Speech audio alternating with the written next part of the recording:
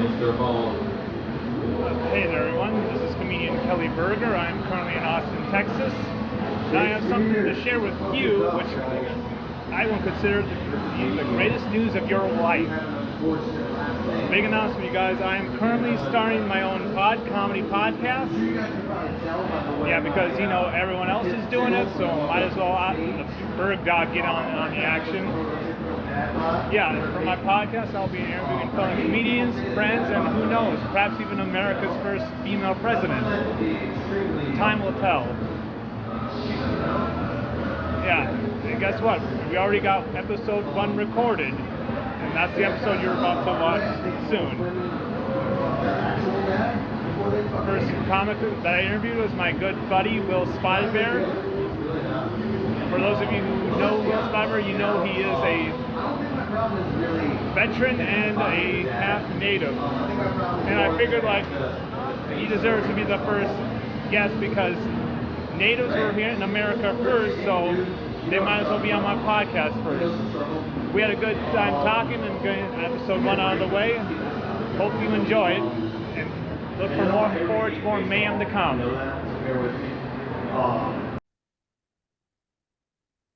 Oh, I'm gone. And, well, guys, it's now official. We are in the podcast business. Yep, my name's Kelly Berger. This is what is now known as the Kelly Berger Podcast. This is episode 1. This is what I call the Genesis episode. So this is gonna set the tone for things to come. I'm here with my first guest is comedian Will Spottedbear. Pleasure to have you. Yeah. Pleasure to have me here. Thank you. And we're being tech monitored by my brother. How's it going?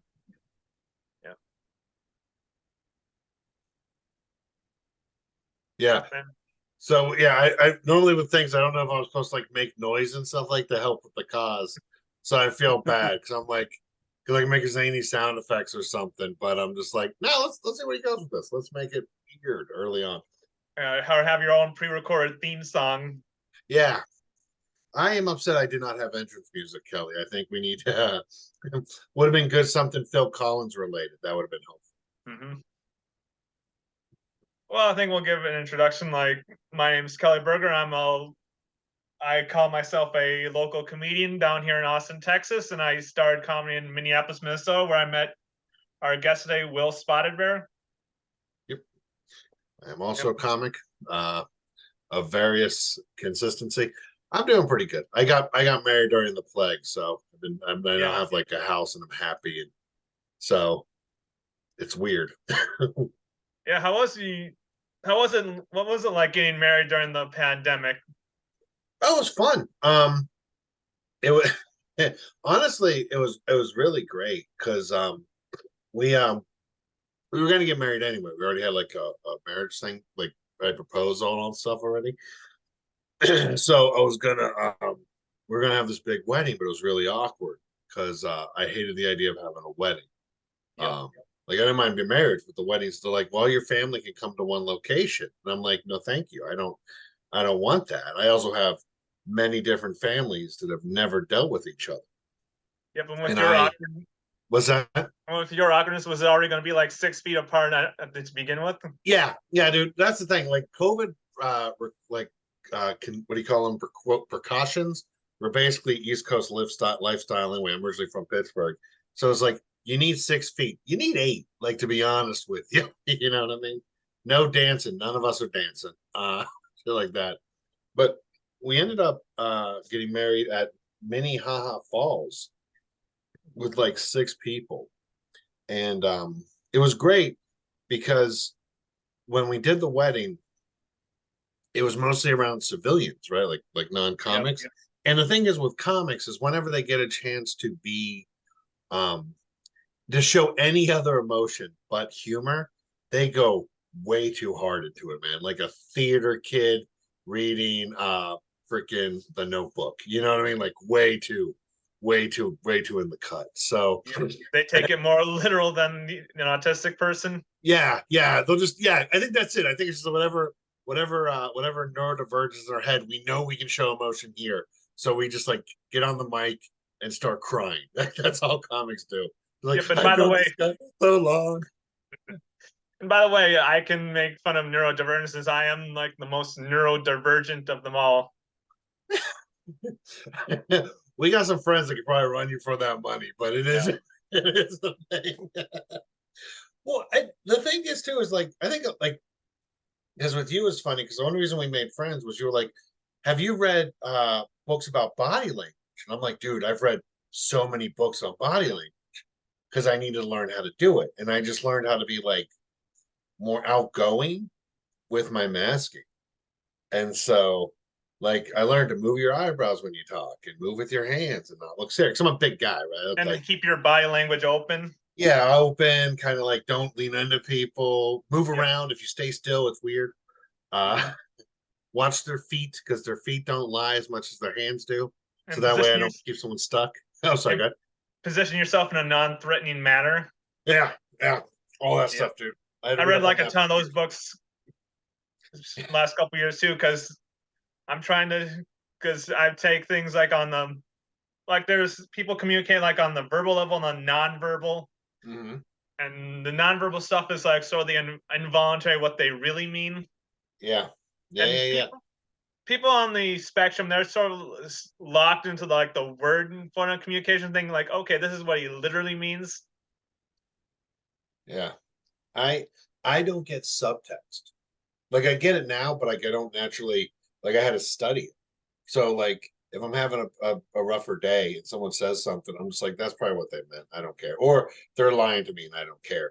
I just know whatever the like if they're completely full of shit, I'm just like, oh, they're full of shit. Who cares? Oh, I'm sorry if I'm not allowed to cuss.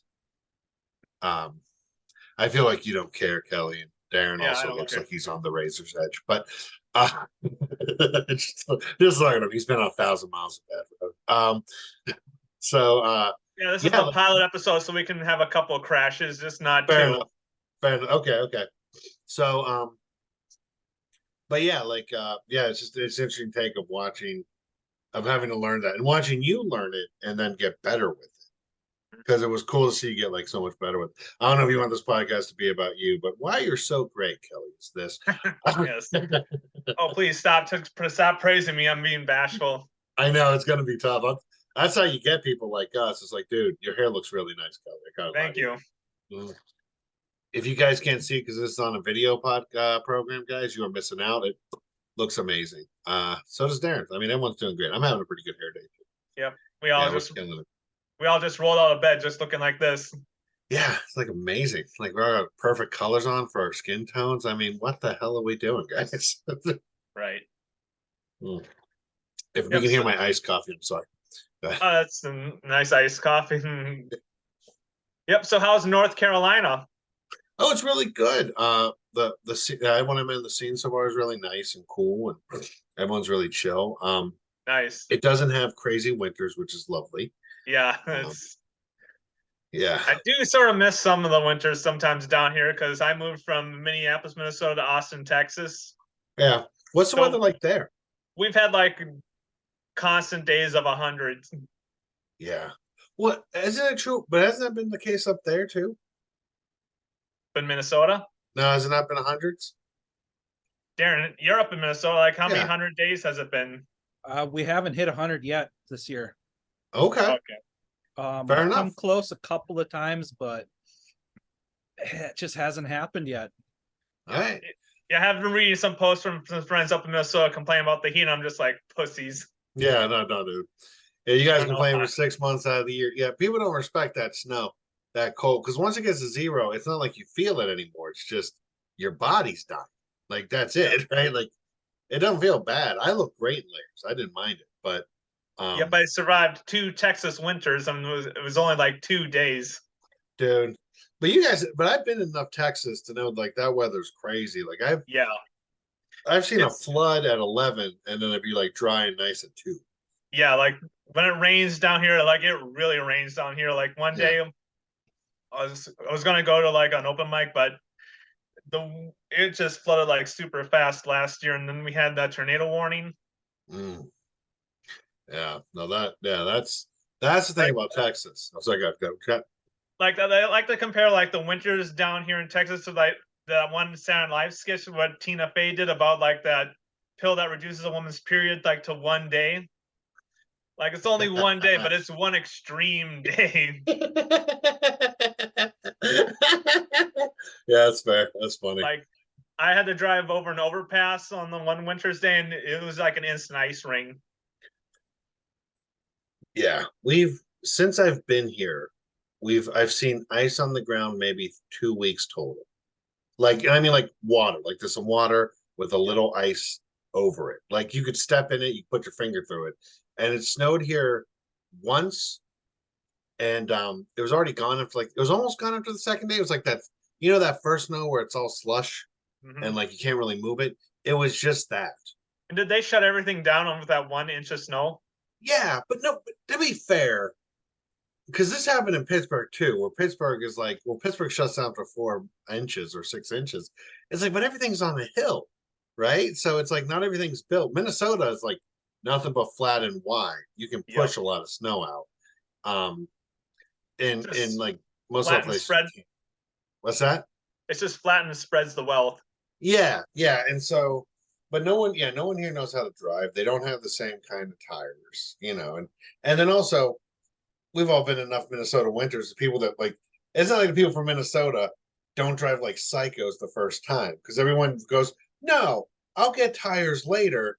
Like they don't think the snow's going to come this year for once. And so you see a bunch of 350s spinning like tops down Lindale, Yeah, it's always the confident drivers who get in the most accidents, thinking like, I've been to so many winters, I ain't got this. Yeah. Who needs tread? I got confidence. Have you ever spun out? Have you ever done a spinny? I did one time down here during the first winter here, but that was like my first day at the job at the metal fabrication place. And when I showed up there, I was like the only guy who showed up for work that day. Because I've been through winters before, and everyone was just like, nope, we're just calling it in. Right. Oh, you're the man. Yeah, you're unstoppable. Like 2 inches of snow. I've been through this. Yeah, I said, like, I'm from Minnesota. I have Viking blood. I'm built for the winter. Oh, man. Yeah, no, this year's been crazy, though, at least up here, because, like, normally it's, like, warm down here, but it's, like, as warm in Minnesota. Like, because Minnesota gets pretty hot in the summer. Like, it's either negative 100 or over 100. It just doesn't go to 50 that often. Yeah, I ran into one text and thought it was, like, winter up here all year round. Yeah. Well, no, we get different seasons, like, we get different kinds of people. Oh, I'm terrified of where the future of that the end of that catchphrase goes. It's diversity is good.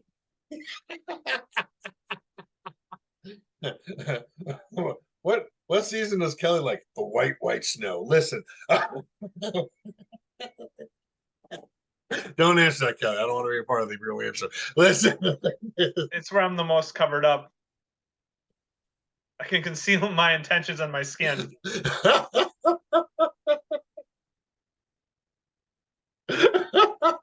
Oh, that's funny. Oh, that's fun.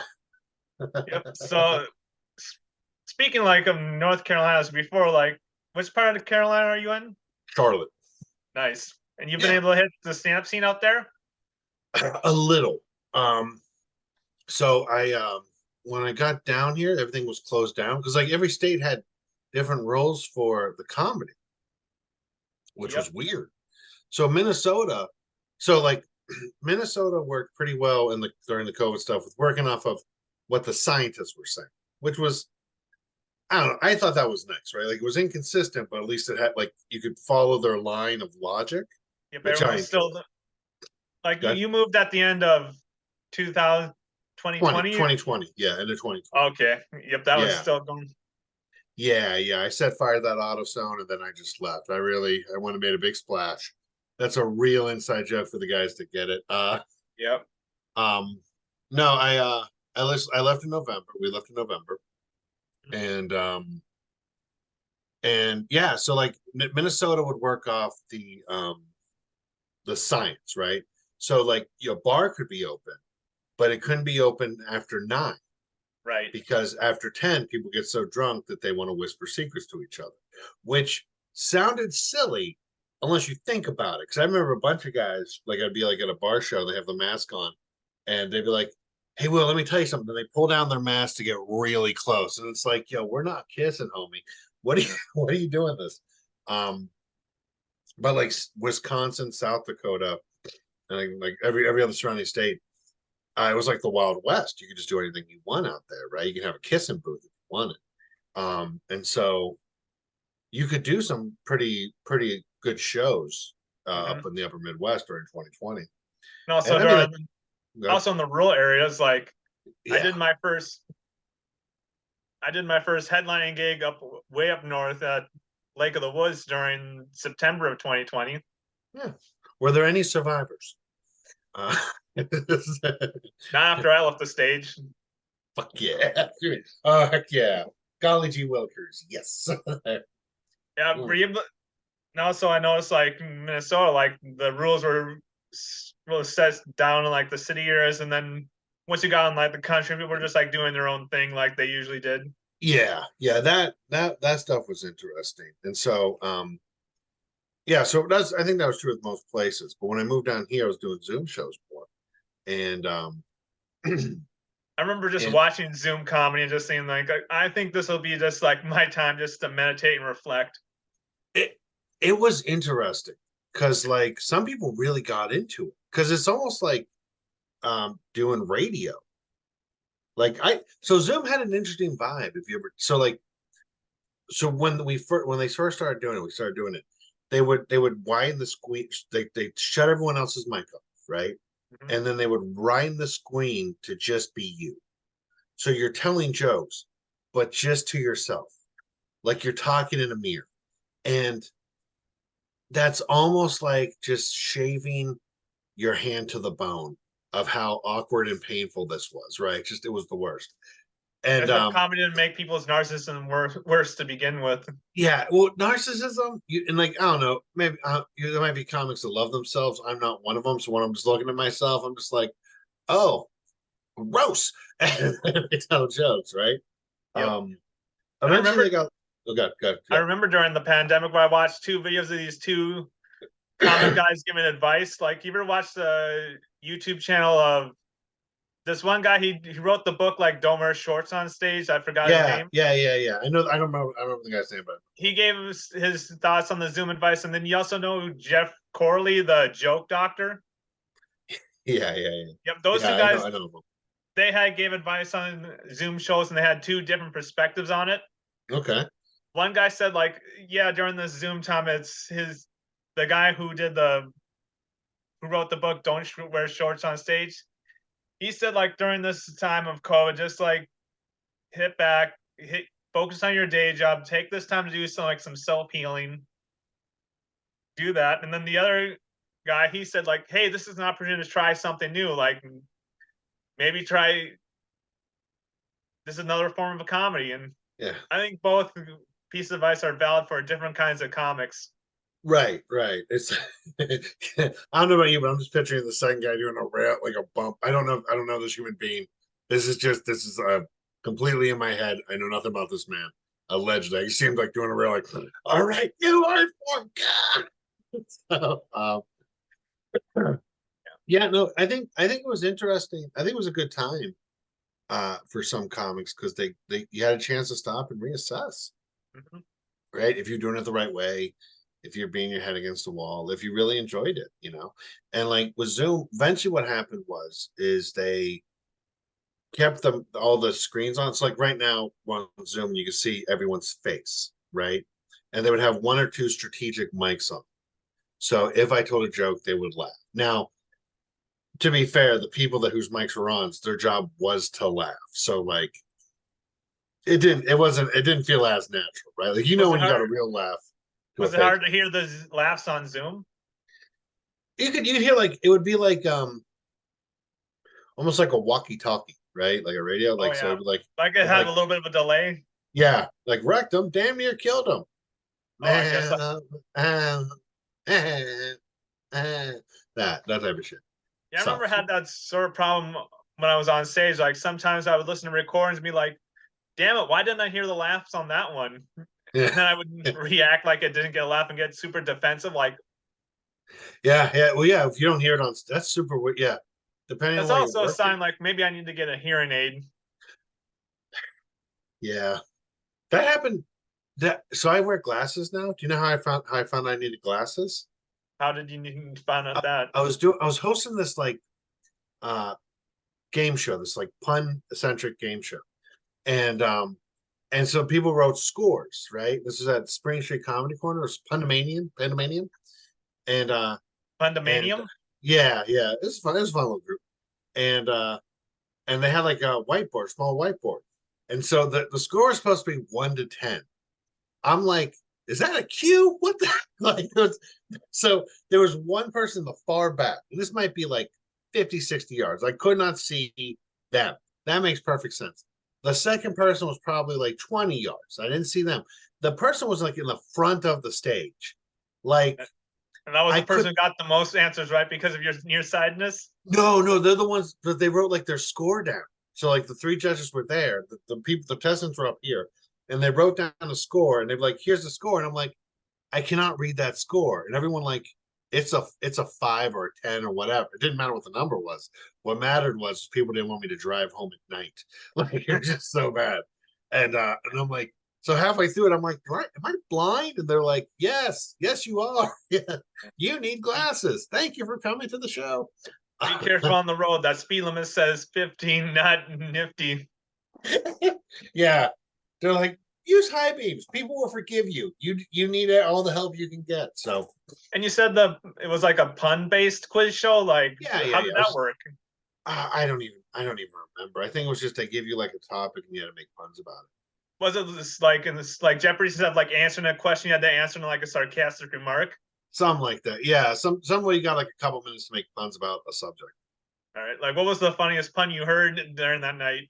I'm not gonna lie to you, brother. After 2020, I brain dumped everything comedy related, and I don't remember anything. I remember people that I like. Yep. And that's it. And it's been the nicest thing I've ever done. So like, I don't remember any of your jokes. I barely remember most of mine. I've actually gone through videos and been like, oh yeah, that was a good joke. Write that back down. I have a new bit from like 2018. Yep. Yeah, Mila Delangelo had like a good quote about that stuff. She said, "We don't often remember what people say or did, but we remember how they made us feel." yeah. No, that's been my experience. Nobody can ever recite my jokes exactly. They always recite how they interpret it. Mm-hmm. Have you ever had someone like read back your jokes? Like somebody saying, like, "Oh yeah, I remember that joke," and then Yeah, like a family member or like a someone you're dating, someone that comes to shows a lot. Like you'll have like so everyone has their bit, right? And Yep. I remember one person at Willis saying, like, "Man, your set is so good. You are so awkward on stage." Yeah. For you, I don't remember anyone's jokes. I mean, like you and I have talked about jokes, but I haven't heard you say them. I remember a couple during the plague that you would do. Fuck, what were they? It doesn't really matter because again, I'll mess them up real bad. Yeah. Because there was one, oh god, yeah, I don't remember. I remember laughing when I laughed, but I remember you because it was more about you were working on your body language. So I think you were talking about dating. And this was like an act, and you're talking about dating, and a bunch of things like that. But yeah, that's what I'm saying. So I don't remember that. I just remember your look, like your vibe, like the way you stood. You know what I mean? And the thing I remember the most, and the one that I remember you the most is I remember there was like a contest at Willie's. Oh yeah, I remember that contest night. Yeah. So I did I think I got second place, but you and me were after each other. But so if I could say what's my Kelly's funny is his thing is he just likes being on stage. So he doesn't care the response he gets. Now, because he's gotten better, he wants laughter in that. But when he started, he did not did not care. He's just like, any response is a good response. He does not give a crap. And so he would go do these mics at Willie's, and he would just not bomb, but freak, like just bomb. Like, people would feel like you feel him tense, right? It was pretty rough. And 'cause he's just hit. I mean, it's just body blow after body blow of punchlines. Yep, And Willie's then- was that sort of mic where you either did really good or really did bad. There was no much middle in between. Yeah, it was just one of them hits. You were throwing those blows, and then some of the contest just said, yeah, you should you want to win. I remember someone said this to you, and you went, mm-hmm. And then you went up there and you crushed. You just crushed. You crushed so hard. I'm like, I might lose. How you've been doing it for like a year. I'm like, this is gonna be some crap if you crush. And you what you'll do is you'll tell a joke and you have the smile on and you wait for the response. And then that stance you have, you had a little Hulk Hogan hand. No, just the stance you do when you tell a joke is what I think of the most. And yeah, and I just remember I remember when you hit, it comes back. And whichever comes back, you have a reaction for it. And it's real subtle, but it's just like the way you say, well, it's something like it's like just this one word thing you say, and it just it tickles me. That any other joke you say, however the crowd response is, how you click to it is what endears me. But again, as comics, we all listen differently. We look at like we are not fun people to listen to comedy with because we look at all the mechanical stuff. It's like listening to like Jimi Hendrix with a musician. It's just annoying. Yeah, we just speak our own language. Yeah, but no, I'm trying I to bring think of like one of the kind of jokes I was saying at that time, because I think it was like a couple years before I left out of Minneapolis, before I started laying into the autism stuff. Yeah, you just started talking about the autism stuff. That was one of them, and because you didn't before, and it was such an interesting take because like people just didn't, because you just go up there and you tell your stuff and then you leave, and when you start telling people, well, yeah, I have autism, people are like, oh, okay, and then it clicked better for some, like it was just that little bit of honesty really opened your horizons. And on that's stage. usually well, like David Harrison talked about this one time. He had this great piece of advice of how to make dark material work much better. He said like the best thing you can do to make your dark material more accessible is like reveal yourself a little bit at the start of your set so you're less of a stranger on stage. Yeah, that's great advice. Like, because I still see people comics down here. They get on stage just right in the dark material. It's sort of like getting a high surprised by a flasher. yeah, it's exactly. I was talking with someone about this so before, when I had a real job, we were talking about like, it's the same thing that everyone says, like, oh, you can't tell jokes anymore. And it's like, whenever someone tells me that, I just know they're not going to enjoy the joke I make about them in 3 minutes. But the art of getting to the place where you can tell a dirty joke, because you can do it anyway, right? You just have to kind of get them there, right? Make sure you know their sense of humor, figure out what that is, go that way. It's like building an engine. Like you just gotta know like the right parts to set up. Like building a relationship, right? If you want to date somebody, you got to do these like not necessarily all the same road, but like a couple milestones you need to hit. And then once you get to that part, you can make requests or like whatever jokes, whatever, right? Understand like basic human psychology. Yeah, but if they know you, because if you're not a stranger, it's fine, right? Like, because I've known you for a bunch of years, I can make a lot more jokes. I've met Darren a couple times, so he knows me enough that I can make some jokes, but I can't like really dig into them because we're not that cool yet. We're going to, by the end of this podcast, we're coming together. Weird beard. Now, the thing is it's a great beard. I'm just joking. But the thing with that is when you go on stage, it's interesting about comedy is like the persona you think you're presenting and then figuring out what people see when they look at you. Oh yeah, like the more you like thing I've learned about during comedy is like you learn a lot about yourself and you think, because most people go on comedy thinking they try to be someone like the version of them that they like a person who they think they are. Like they go on stage pretending like they're gonna be like the next Andrew Dice Clay or. Well, there's that. Really, they're just a sweethearted guy. Yeah. Well, and even like if they were like overweight and then they've lost all that weight, but you can't tell if someone's like lost a lot of weight most of the time, right? They just look how they look. And so if someone someone loses a lot of weight, but they've been big most of their life, they feel like a big person. They feel like, fat guy Entric, fat people Entric. And but if you don't look at when you go on stage and you start telling jokes about being big, and people don't get that that's where you're coming from, it can be really, really mean-hearted, right? Right? It's like if you're telling jokes, like for example, telling like fat jokes as a non-fat guy, you just seem like you're a guy who's just being mean to other fat people. right, because it's like, why are you bringing this up? Because like again, if you're a comic and you have a reason to tell a story, or tell a joke, or make a pun, whatever, right? Do a little Like dance. for example, like Louis Anderson when he talked about his personal experience being growing up in a big family and being a big guy.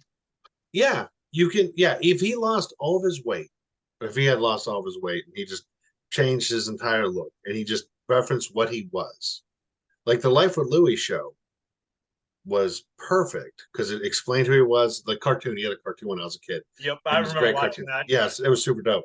Actually, when I met Louis Anderson, it was wonderful because I'm like, it's like me and Darkwing Duck. Like I really didn't know he was a comic. I'm just like, he's Blue's Clues. This was amazing to me. He was a lovely man.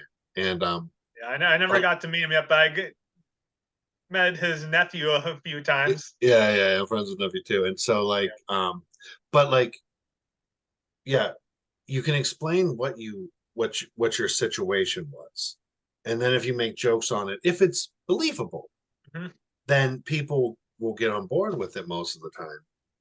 Yeah, like I have a list of things like the 6 characteristics of like a successful comedian. Like one of them is being genuine. Like saying like if you talk about like for example, like if you go on stage and you talk about like how you're killing puss, like can I really believe you're that kind of guy who's killing puss?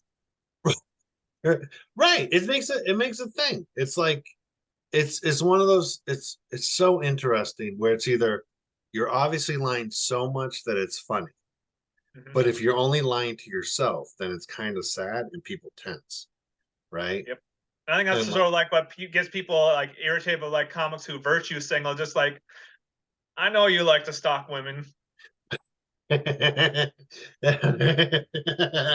I think I may have jumped a bridge too far, but same thing. It's like if you can tell, if you can tell something's off about what they're presenting, subconsciously people get weird about it. What? Because like Cal, you make good eye contact, right? You stand up straight. You don't give off vibes that you're uncomfortable unless the angle changes, right? And so when you tell, but like when you're on stage, you can't control the angle. And so, and this happens to me too. That's why I'm so aggressive. That's why I move back and forth, right? Because I'm okay with what I know. When it's a new situation, I get more uncomfortable. And but you going on stage and going, yeah, I have autism. This is where I am on the spectrum, whatever. And someone sees something, they're like, oh, that makes sense, right? Or like if I talk about being spotted bear and not looking as native as one would expect for that name, that comes up, right? And so like I'll talk about that because I look, like someone who's mixed blood, you know what I mean? And so when someone who doesn't know anything about it has this idea in their head that isn't based on any real reality or a very limited one, they'll have prejudices. And so if you can just explain, if you go like, hey, this is what's up, this is how we got to A to B, this is why we're here, you can tell any joke you want. Also, for the record with Louis Anderson, it doesn't matter. I was trying to like talk about how he looked. I was just saying, no matter where he was, if he told his story on the radio because he explained where he was from, that would have told his story. Like I didn't know Louis Anderson as an actor or as a person as much as just the cartoon. I know he showed up once or twice in the first episode, but I didn't. I remember watching his cartoon as a kid, and like I remember like the episode he did where he was sort of like being an apprentice for like another comedian, like the episode where my favorite quote from the episode is like, I could have been Louis Kazoo. Yeah. Yeah, it's just like that's the thing about great jokes is if you tell the universe, like Harry Mandel and Bobby's, right? If you explain the universe, you can tell jokes in that universe. right? Or if you're reality, if you tell jokes for your reality, or if you make up a character, just be authentic in the character. You know what I mean? Yep. And Like explain how you're going through things because the odds are very good that people are going through that same experience as well. yeah, and if they're not, they'll get it. You know what I mean? Because as long as your information makes sense, like that's the biggest thing I think people like bomb with jokes is they'll have a joke where they'll add an extra thing. They call it fat, like cutting the fat off of jokes, where you'll be like, so I was hanging out with this girl in a red dress. Okay. Was the red dress important? No, then take it out. Because if you're not going to reference the red dress in any way, it doesn't help anybody. And when you talk about yourself, it's like, yeah, I was a quiet kid. I peed the bed, and then just keep talking, but you don't bring up peeing the bed again. Yeah. It distracts people, and so yeah, that's the thing about comedy is like we're constantly editing our acts. It's sort of like we're doing it like in front of a live audience, and yeah, and it's fun. It's honestly, it's one of the difficult things about like meeting people now is like, so where are you from? I'm like, oh, you have to watch my first hour.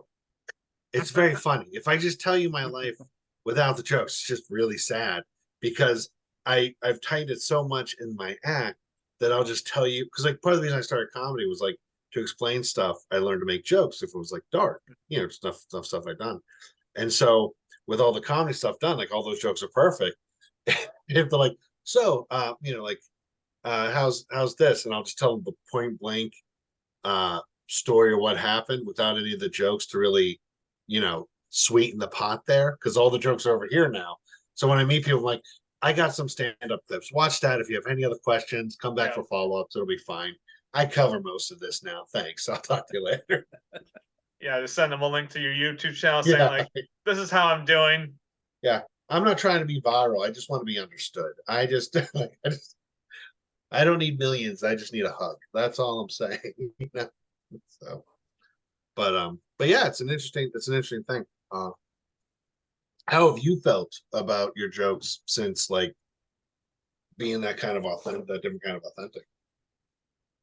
Well, it's sort of like it does, like revealing myself at the start of a set sort of like helps make me feel less like a performer, actually having actual conversation. Right. And if I'm still working on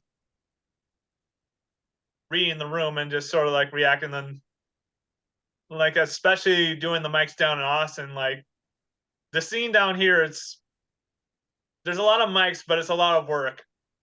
Yeah, it sounds pretty it sounds like a lot of people that wear like weighted vests on stage to, get ripped. I don't know. Like it just I don't know nothing. I don't know about us. I know the people my friends have gone down there. That's all I know about. It's like and everyone's pushing, everyone's really cooking. I know that much is true. Yep, it's like going to an LA mic. Yep, it's definitely a comedy hub down here, and there's a lot of enthusiasm. That's nice to catch on to.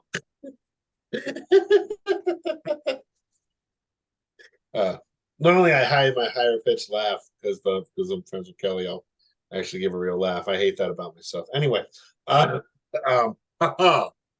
Now, no, it's an interesting take of everyone trying to like, make it happen. That must be interesting because like at least there's like there's like solid work to be done and stuff like that, right? Because there was a big exodus into like Austin specifically, right? Like a lot of people moved into Austin.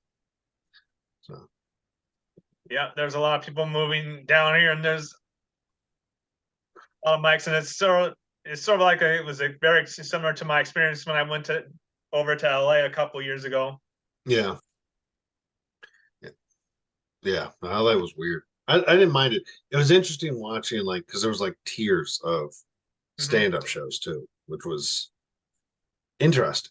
I mean, I guess that's everywhere, but like with there, it's like like they could walk beside each other and not talk. It's like it's like the movies where there's like twins, but it's the same actor, and like in the middle, there's something just like a little off center. That's what it feels like there sometimes. At least I was there. It might be an exodus of commonality now. I don't know. Never been there.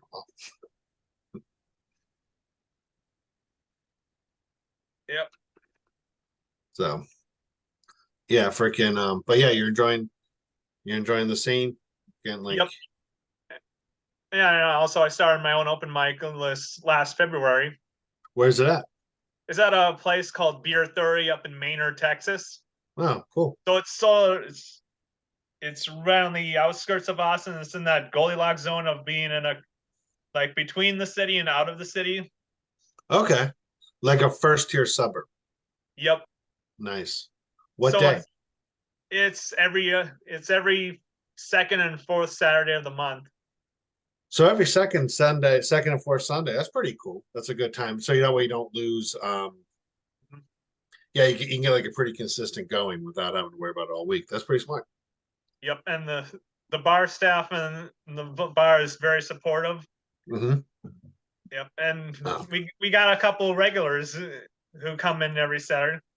Yeah, I love that. I miss the comedy regulars. You know what I mean? Just the people that hang around. Like they're not doing comedy. Some of them want to, but some of them silly don't. They just like watching the art. That's super. I love those guys. The people. Yeah. Yeah, we have this one regular who says he takes like jujitsu classes with Joe Rogan. Cool. Yeah. So that's my big in with the big dog. Man, you need to get into jiu-jitsu. I think you'd love it. Reading all that body language, you'd be really into it. Yeah, well, I Figuring did out- take a couple before I moved on to Minneapolis. I did take a couple of boxing lessons, and that really helped with my stand-up. Yeah, yeah. Jiu-jitsu might too. I enjoyed it when I did it. Yeah, my other brother says the same thing. Yeah. Well, because you can lock up body parts in kind of an interesting way. Because like the body, there's certain things it'll do where your body will just naturally react to it. So like if you Yep. click your arm like this, your elbow won't bend. You know what I mean? If you hold someone's holding like this, your elbow won't fight it because it doesn't want to get broke. Right? It's Yep. it's not voluntary. So Yeah, learning. I also heard like learning like how to properly defend yourself like helps with body intelligence. Yeah, you get to read again. It's another body language thing where it's like reading up who can because you can normally tell who can not necessarily fight but defend themselves if they run, how they stand. You know what I mean? Like if they have like 1 foot back all the time. So like I always like knife out my feet. So in case I have to like jump back real quick, you know what I mean? I'm never all my weight isn't just dead center, things like that. You know what I mean? Mhm. But you can tell a lot. Did you? How did boxing help your comedy? I'm curious. Was it like for hecklers? Just Yeah, well, it gave me more confidence on stage, saying like, okay, I can defend myself on stage, so I can do more shit talking. nice. Especially when you go to like those rural shows, like Yeah.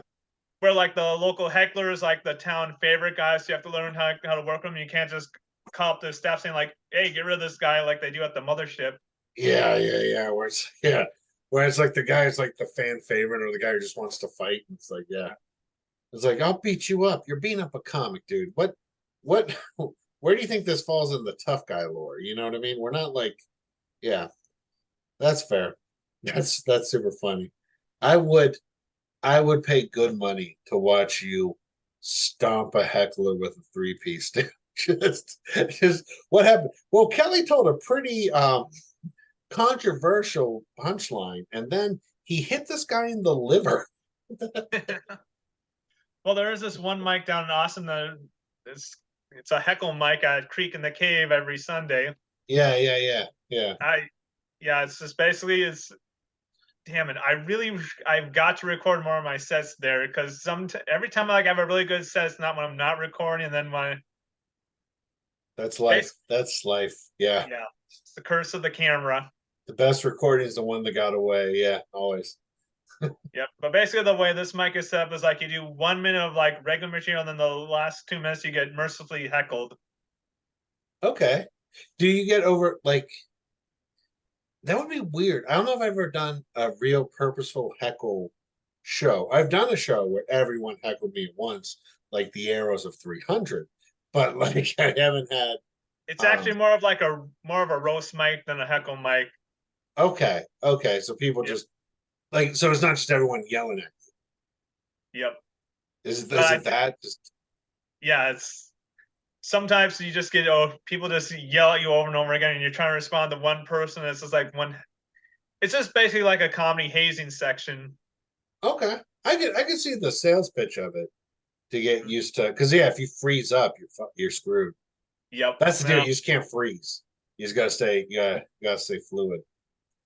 Because if you listen to a new comic and they say like anyway, it's where like a joke was supposed to go and they just didn't put one there. So it's almost like yeah. I've also been And then- reading books on like how to do proper shit talking. Okay. I got this book a few years ago. Yo mama and the other fucking shit. But this is I've been trying to incorporate some of those techniques in my acts, but the better book, I have it right here. I think I showed you this one. This book is worth its weight in gold. Improve your conversations. Okay, think on your Yes. feet. Witty banter. All right. Yep. It's written by Patrick King. He's a conversational coach. Okay. Has it helped out? Yeah, I read it like I got this book like last January after I was on Kill Tony. Uh-huh. Okay. Yeah, because well, like I think you already saw like my clip where I was on stage. I had like a decent set, and then I just sort of like I was in like full autistic mode during the interview portion. I'm sure I don't know what you mean, but continue. Just trying to think like instead of Yeah, like I reacting to the conversation, just trying to think of something super funny to say and stiffening up. How do you combat that? Well, Or I think, how have you been combating that with this book? Like, what is the information it gives you? well, just practice like doing natural conversations, like doing like the 100 person rule. Just walk up to 100 people and just start a light conversation. I think I'm doing what I did before, like you sitting in action when I do my daily joke quota. Yeah. Where I just tell like a lighthearted joke in a conversation, just like a simple yes and response to a person. Yeah, that is important. I've learned that. I did that when I was like 18. I was real quiet and I just started saying, so I started getting funny. I went up to people and just said whatever I thought. I was just like, I'll just say the weirdest thing and see what happens. And either people walked away or they started laughing. And then I learned how to joke around more. And then I learned to move my eyebrows.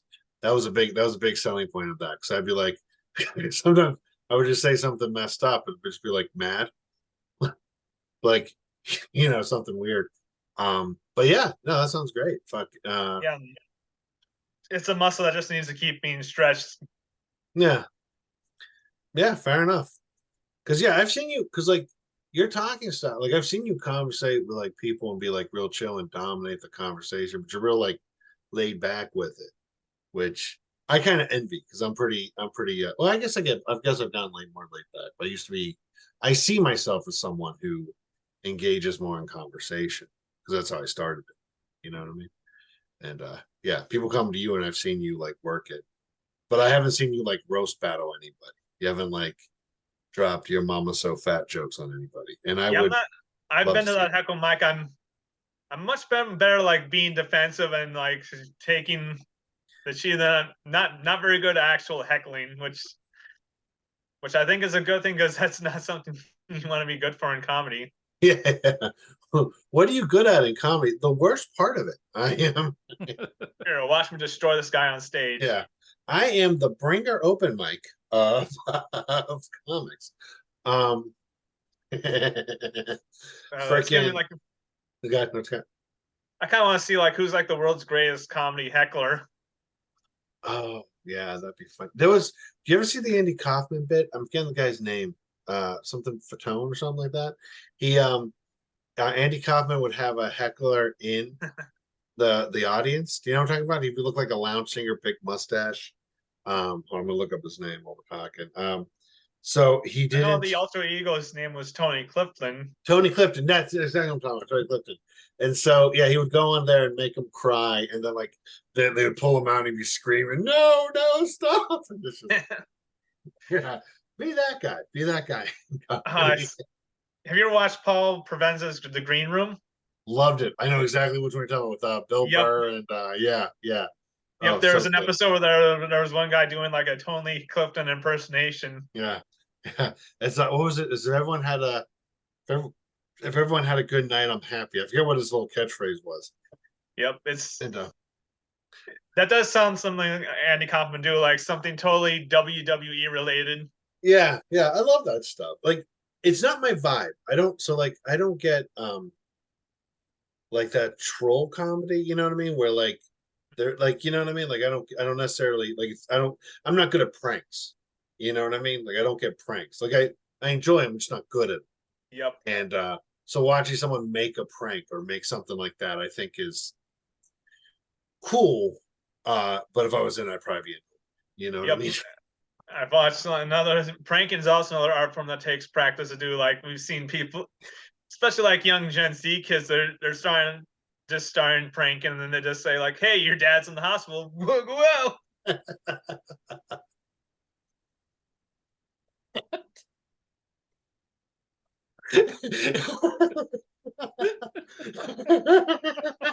They did.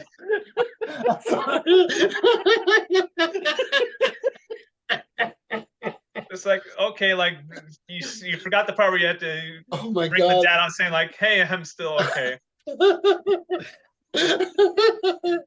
we can make a catchphrase, whoa.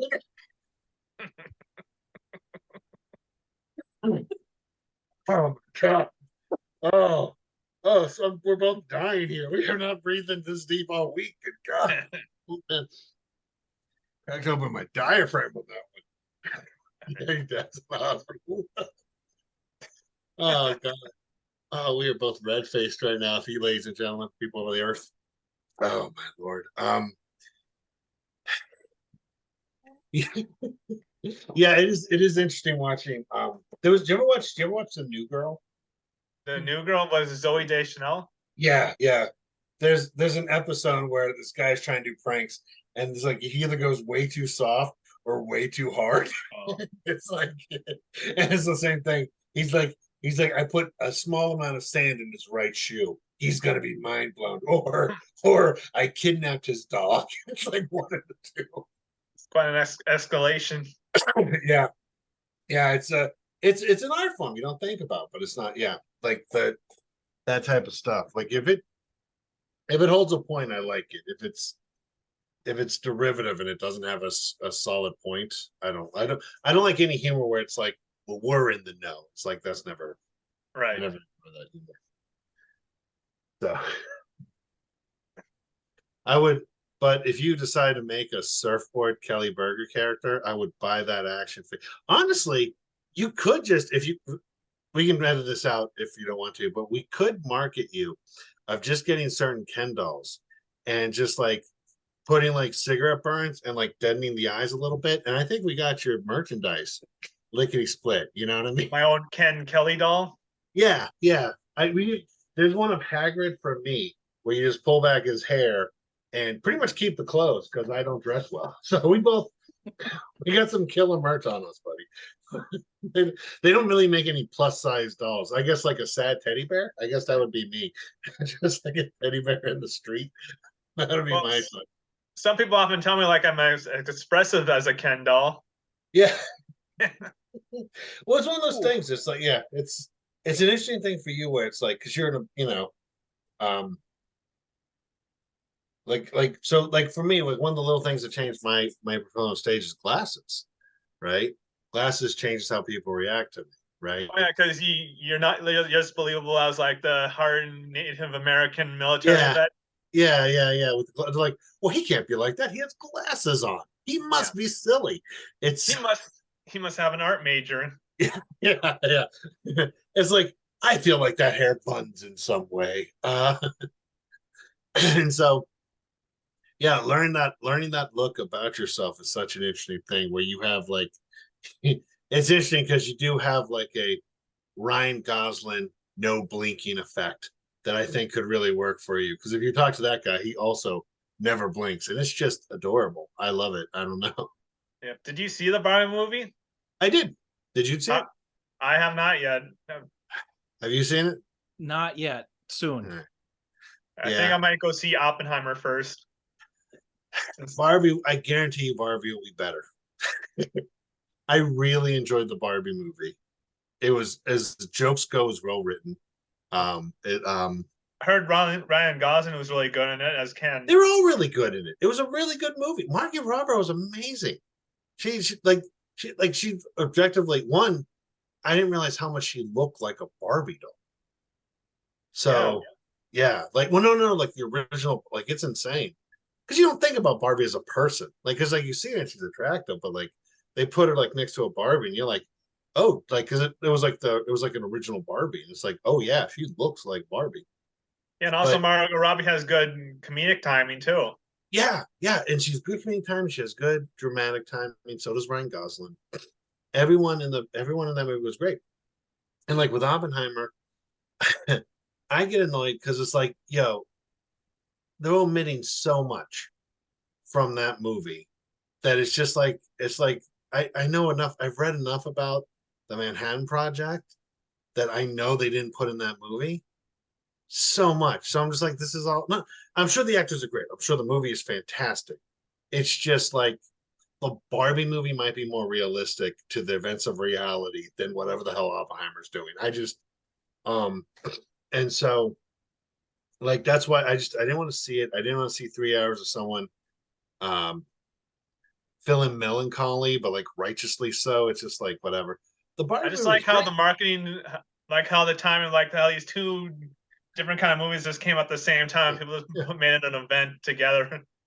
I think that's great. Apparently, there's the new Saw and Paw Patrols is also coming out at the same time. I think this is a great combo. I feel like this is a good day Yeah, because movies I are going to feel try like to plan this out in advance, trying to recreate this once in a lifetime thing.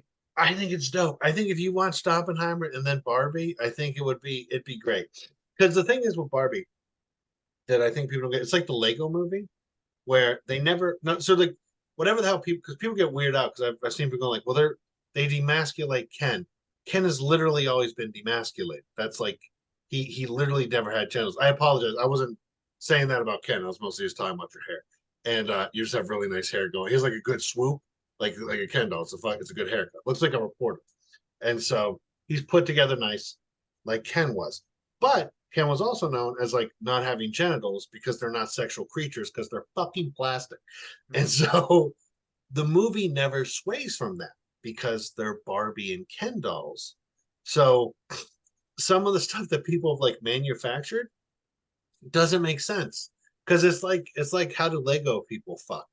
They don't reference that because it's not part of the story, right? Like they don't have a Lego BJ in the movie because that's not what Legos do, right?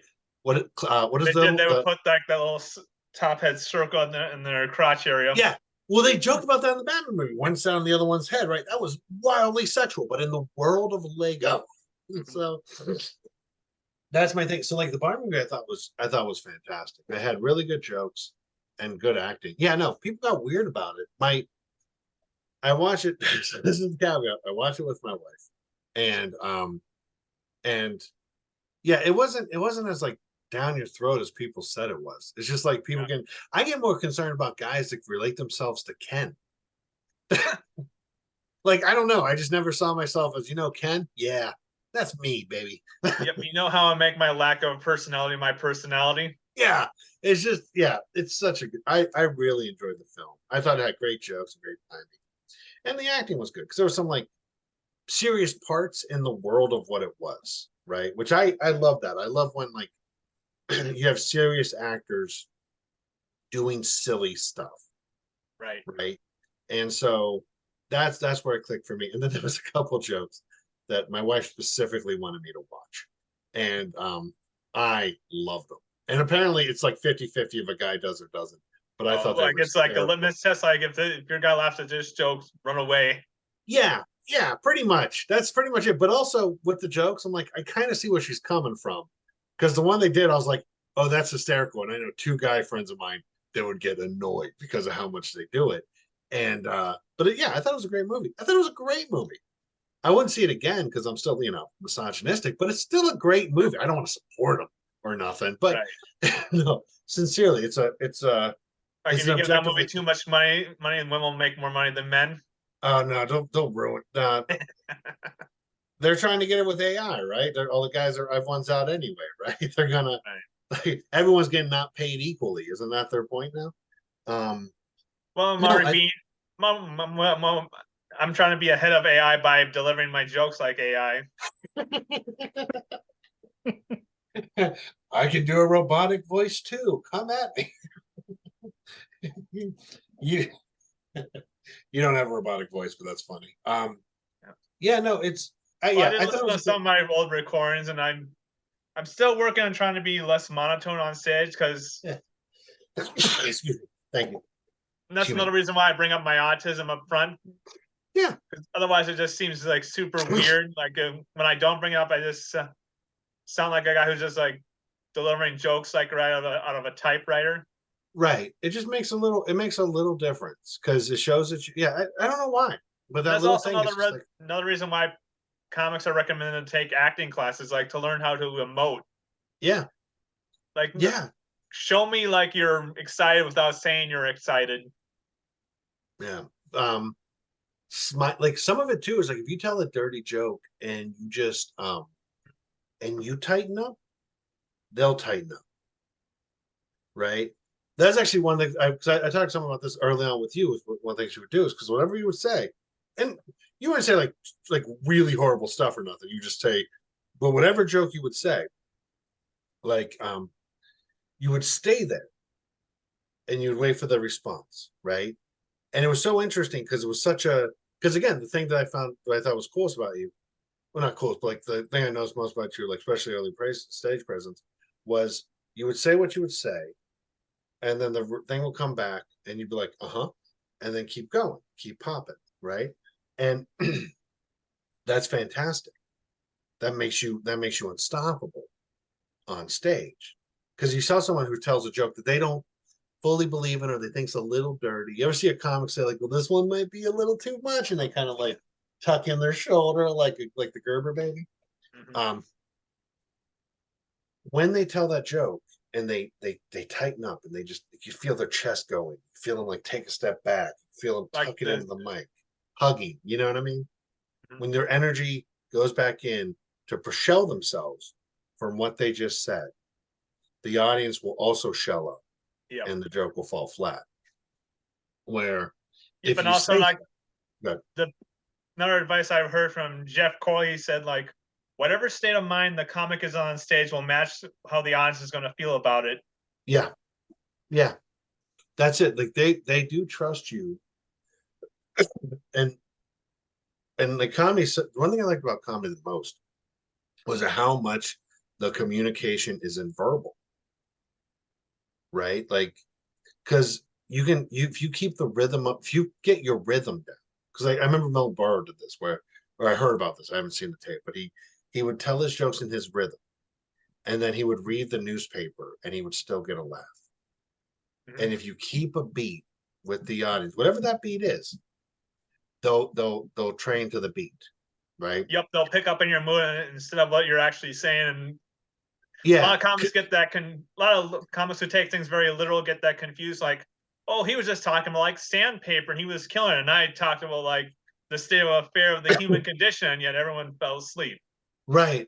And like it's like either they'll say something real where like if the word's really important, to stop for like a second, like 5 seconds, which feels like forever on stage, where you can like chill out, let people, because people think, you ever had like someone tell you something and you think you heard them and then you're like, what?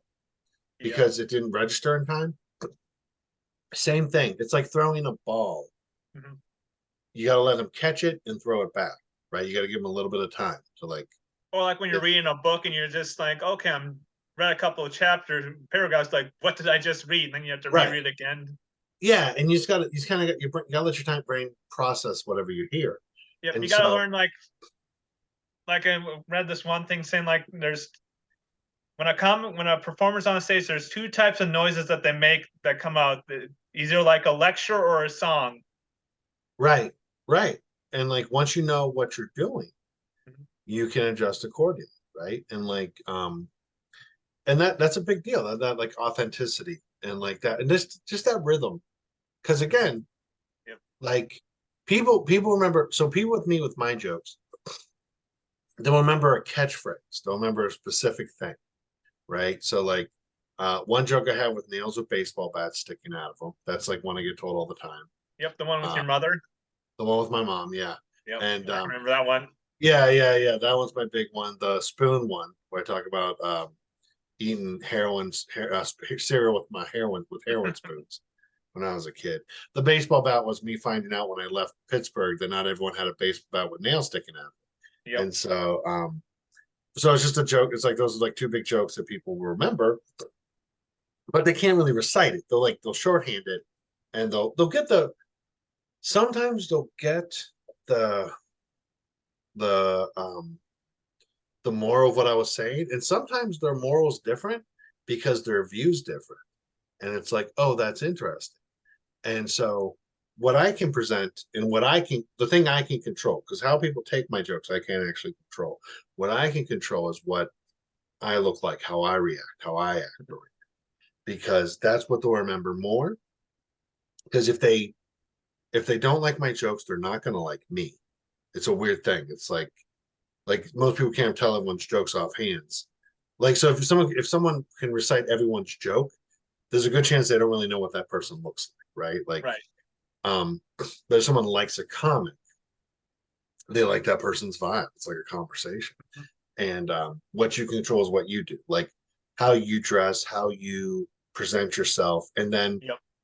figuring out how you look at the moment to recognize how you present to other people, right? Like, so I'm wearing a red shirt right now. If I talk about how much I hate the color red, it wouldn't make sense Right. because of what I'm wearing. And also, And like so, red is like that color that puts people on high alerts, and some, yeah, I don't know, like blue sort of calms people down. Like I remember reading one of those not so long ago. yeah. Well, this is one my wife hit me up to. She wanted to find out what her colors were. So like fashion wise, because like I would try to wear suits on stage, but I always look, I don't want to say menacing, but I always look like security, right? Like I look like a bouncer most places. No matter how nice the nicer I dress, the more I just look like I'm a bouncer at a nicer place, right? I look Yep. like security. And that's not the Like you get on clothes. stage, people think like, oh, he's gonna throw me out. Well, kind of, yeah. Like I've had to work really hard on like starting from the back, like going like, "Hey, how's it going? What's up? This is how loud I am naturally." Da da da da. You know. And I also read another book about this very subject a while ago called Subliminal. I don't remember the author's name, but he was just talking about like how people just judge on instincts. Like that's the way people, yeah, the human it's a animal survival react. thing. Yeah, it's a survival thing. It's not even. I don't even think it's super messed up because it's so not intentional. But yeah, I'm a pretty big guy, right? You're a It's pretty also big guy. Yeah, if someone rolled up to you roll up to someone that's a 5'2" person, they're gonna have quick judgments about that because they need to. Yep, and it's also like a lot of performers are recommending like to be clean shaven and Yeah, it makes a real difference. For me, it's how long my hair is. So if my hair is like too long and like more importantly, if it has split ends. And like I can't tell you what that looks like. I might have them right now. I don't know. My family does but I truly don't know what a split end looks like. It means nothing to me. like if you have But wild hair, people assume you're like a wild guy. yeah, like I'm not doing it on purpose. It's kind of like with like a big beard, right? If you see someone like a nice beard that's like Santa Claus that's wrapped up, right? It's like, okay, they do it on purpose. When you see someone with the beard's like strangled out and Yep, like all one side's a patchy. little longer than the other, it's like, oh, you gave up. Mm. So making sure it looks like you didn't give up, right? You're doing great, Dan. Your beard's fucking off. But I was actually looking at your beard. I'm like, that is I'm sane. I don't have a machete anywhere on me right now kind of beard. Yeah, luckily Darren's the tech guy, so he's not the performer. Oh, I found, yeah. I don't know if I'm breaking the third wall here, but whatever. So, but like, yeah, there's an interesting take on that where it's like those little differences make a difference, right? Like so what the thing with colors was, there are certain shades of colors that I would wear and you would wear and all of us would wear that would make us like stand out So have you ever seen someone where you're just like, that is a nice shirt on you, right? Like someone you wear, we all have that. We have like a shirt we just bought arbitrarily, and it's like, oh, that really looks good on you. Like, oh, this is now my favorite shirt. And so my wife got on this thing, and I went on it with her with like, what would be my fashion sense? What would be the best thing for my aesthetic? Yep. And like, yeah. And I'm also looking on trying to pick on clothes that sort of like match my act. Like sometimes when I go on stage, like talking about struggling with Dan, I don't want to like dress like too sharp and be less believable. Well, I disagree with that, because like some of it is like Jimmy Carr, right? Like you know what I mean. Like there's a lot like the more dirty you are, the more suits you wear, the more you get away with it. Yep, the more like you sound like an official. Yeah, it's a like, weird thing. It's like the lizard brain authority bias. Like, oh, this guy has an official source. Like when we say stuff like approved by science. Right. And so, well, it's like if you wore a shirt that was like too loud for you, right? It would be jarring on stage. If you wore like a reflective vest, but if you wore a color that like just complimented you, that would help, even if people didn't know why. You know what I mean? Like if you wear all black, nobody responds to all black. Well, you know what I mean? Because it just sense that you're not, it's a default color, right? White and black are kind of defaults. And doesn't mean it's impossible. It doesn't mean you can't wear it. It's just like, it doesn't look, it's, one sucks up all the light, the other one reflects all the light. Right. And it makes a difference. You notice people in white, and you don't notice people in black. And when you're on stage, you don't need to be super noticed, but you can't be like trying to avoid it either. You know what I mean? Like if you're trying to, like if you're being really loud on stage, like if you're like trying too hard, that comes off weird. Yeah, like you're coming more across as a comic book character than a comedian. Yeah, that's a great way of putting it. Thank you. Like we've seen people do that all the time. Like they try, like I'm Captain Crunchhole. yeah, they're afraid they're not being heard, so they like just they try to reach out to the heavens, and that's not what you need, because when you're on stage, it's not that. You know what I mean? Right. It's a nice conversation. It's like, look at me. It's like, look at me, but not like, look at me. It shouldn't feel like anime all the time. You know what I mean? Just, that type of shit. Right. Hey, well, that was episode 1 of my comedy podcast, and as you can tell by watching the ending, it ended pretty abruptly, and the main reason was because I had to go to open mic that was right over there at the Comedy Mothership. Had to get on there to get on the sign up for the bucket draw. Didn't get on, but I had 3 other mics I was able to hit in this little area on 6th Street. Anyway, now is it focusing in? Yeah. So anyway, I'm gonna do more podcasts, do more interviews, and talk to whoever I want. Stay tuned for more.